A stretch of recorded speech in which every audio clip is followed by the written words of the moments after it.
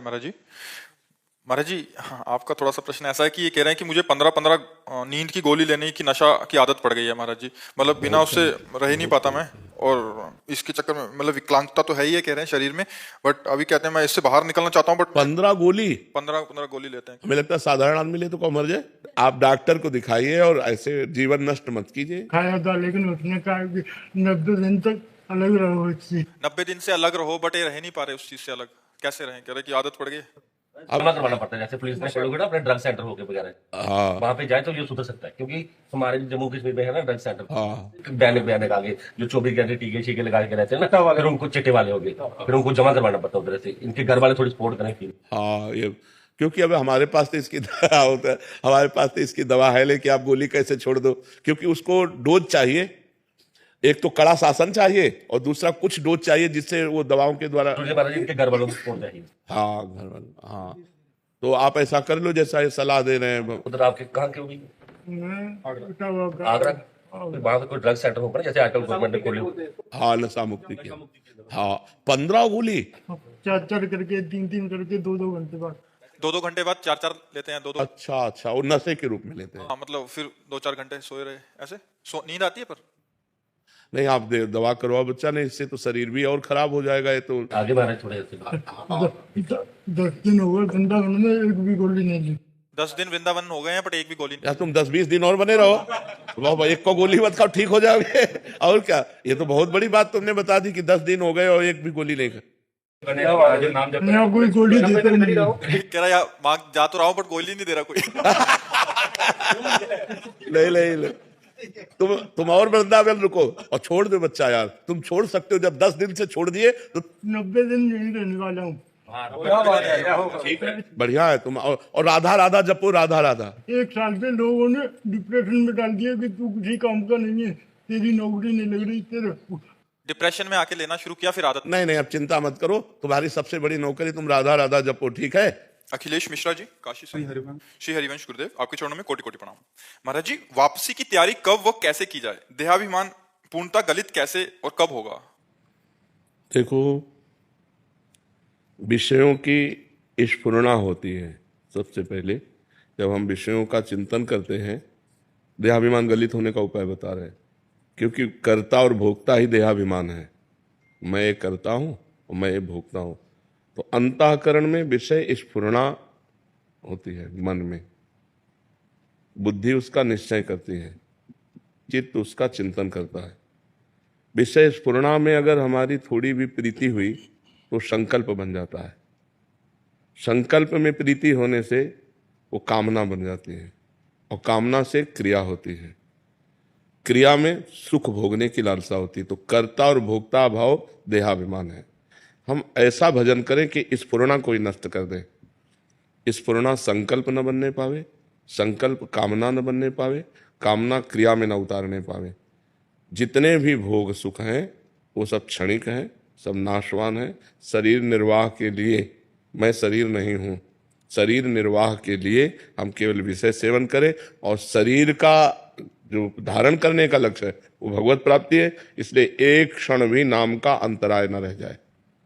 हर क्षण नाम चलता रहे, जिससे स्फुरना ही न बने, संकल्प ही न बने, कामना ही न बने, क्रिया ही न बने। तो हमारी सुख भोगने की लालसा और कर्ता भाव, मैं ये करता हूं, मैं ये क्रिया की और उससे ये सुख भोगा, ये दोनों भाव जितने क्षीण होते जाएंगे उतना अभिमान गलित होता जाएगा। निरंतर नाम, खूब डट के भजन, और आहार उतना ही जितने से हमारी शरीर प्रक्रिया चल जाए। आहार का साधना में बहुत बड़ा रोल है। अगर हम बाजारी आहार ज्यादा पाएंगे तो रजोगुण और तमोगुण रहेगा, सतोगुण नहीं रहेगा। अगर हम सात्विक आहार पाएंगे तो रजोगुण तमोगुण का नाश हो जाएगा और सात्विक प्रवृत्ति भजन में रहेगी। और जितना भजन में सात्विक प्रवृत्ति रहेगी उतने देहाभिमान गलित होता जाएगा। असत आचरणों से देहाभिमान पुष्ट होता है, सद आचरणों से देहाभिमान गलित होता है। जितना मन मलिन होता है उतना देहाभिमान पुष्ट होता है, जितना मन निर्मल होता है उतना देहाभिमान गलित होता है। जितना संसारी पुरुषों का संग करते हैं देहाभिमान पुष्ट होता है, जितना संत पुरुषों का संग करते हैं देहाभिमान गलित होता है। ये हमें सावधानियां रखनी है और हमें ऐसे चलना है। नाम एक तार चलाना है। स्फुरना ही ना होने पाए मन में विषय की, कामना की, क्रिया की, स्फुरना ही ना होने पाए। और क्रिया करना ही है, हमको जैसे आप ऑफिसर हो तो अपने डिपार्टमेंट में आपको कार्य करना है, तो सब में भगवत स्वरूप देखते हुए अपने कर्तव्य के अनुसार व्यवहार करते हुए बिल्कुल निरपेक्ष रहते हुए, करते हुए भी नहीं कर रहे हैं, नहीं करते हुए भी कर रहे हैं, इस स्थिति में जब तक हम नहीं आएंगे तब तक देहाभिमान गलित नहीं होगा। नाम खूब जप करो, पवित्र आहार अल्पाहार करो और इतना भजन करो कि स्फुरणा ही किसी कामना की न होने पावे, और अपने कर्तव्य का ज्ञान रखो कि हमारा जो पद है उसके अनुसार हमें समाज में क्या व्यवहार करना है, उसमें अपराध न बनने पावे। तो इसी से भगवत कृपा से देहाभिमान गलित होकर यंत्रवत क्रियाएं हो रही, करता आप नहीं है।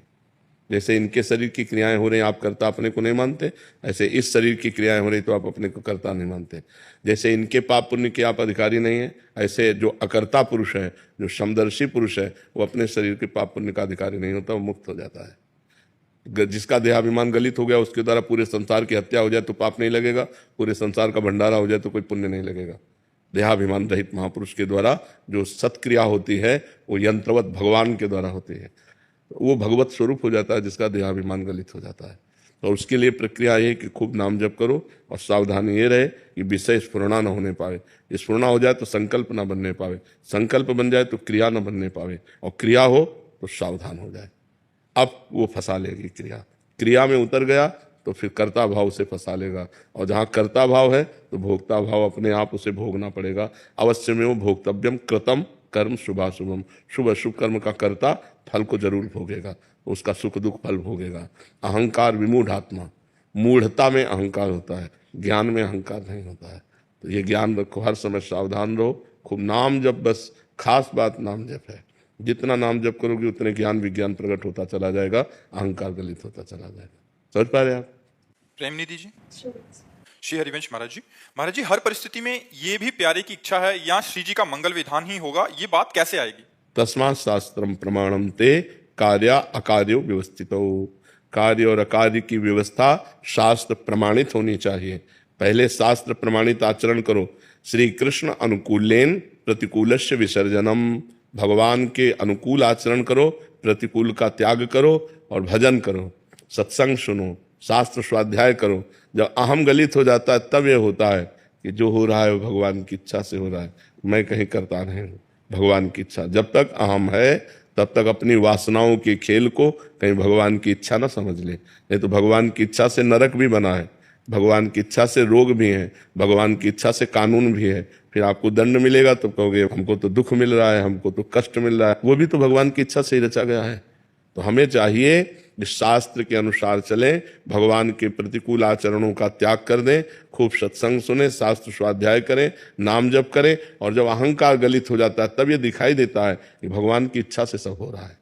हर इच्छा भावी बलवाना, हृदय विचारत सम्म सुझाना, हर इच्छा का प्रबल खेल हो रहा है। कहीं पालन हो रहा है, कहीं सृजन हो रहा है, कहीं विनाश हो रहा है, ये भगवान की इच्छा से हो रहा है।